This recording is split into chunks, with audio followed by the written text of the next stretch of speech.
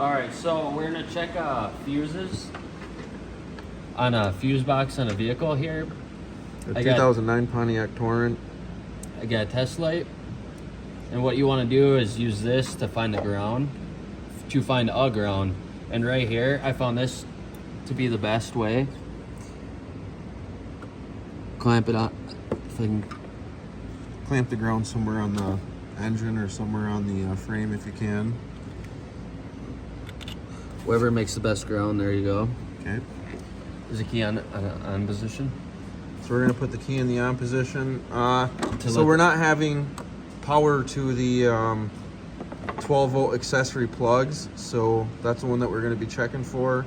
Right here, if you look at the back of your fuse box, it'll have everything labeled here. Tell you the spot location. So we're gonna look. We're gonna start at 1. There we go.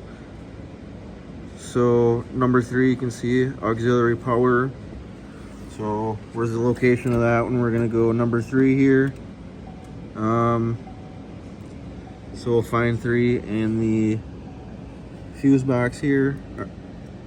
And right there you can see number 3, which is gonna be pretty much right underneath where your little fuse puller sits. So that rests in there, but either way. So I'm gonna test it, the one below it real quick. If you want to see the light. Yep. I got power.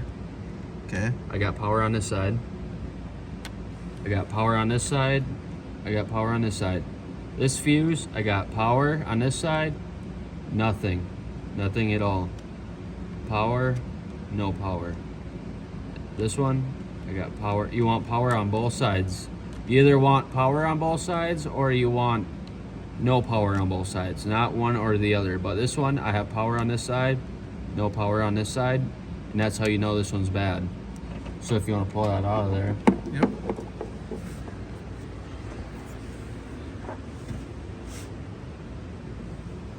So we're gonna take our fuse puller, we'll pull it out of there, check it, just double check. Yep, you can see it right at the top there, split or burnt. Hard to see in the light, but it's split at the top there. So we didn't have any new fuses, but when we did the motor swap on this car, we had a whole nother parts car, and we found the other fuse box, and the correct correct fuse that's supposed to be in there is a 20. There was a 15 in there that replaced it. We're gonna guess that's probably why it blew, but we'll go and put a 20 amp in there. All right. We'll test both sides.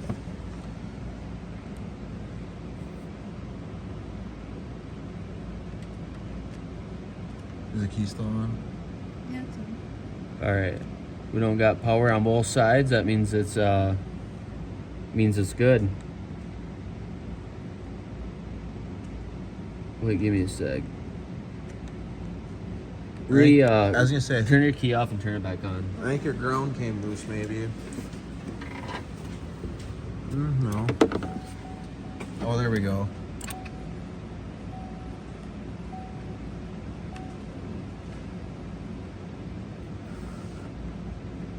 Or maybe check your ground once.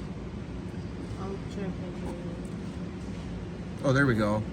Yep. No, you're good. We just had to check the ground.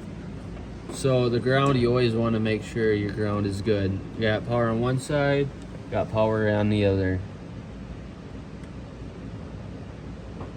Well, ground came. Well, there we go. There we go. So there we go. There we go. We got power on both sides. But the ground I'm running is not very good. So just make sure you have a good ground too. Always double check your ground if you're unsure. The ground, to be honest, the best ground you're gonna get is to your battery post. The ground battery post would be your best ground. But anyways, you can see in this video that at least you have a way to check and whatnot, and then yeah, you can put it together, and it doesn't hurt to check all the fuses and whatnot and go through them, and there you have it.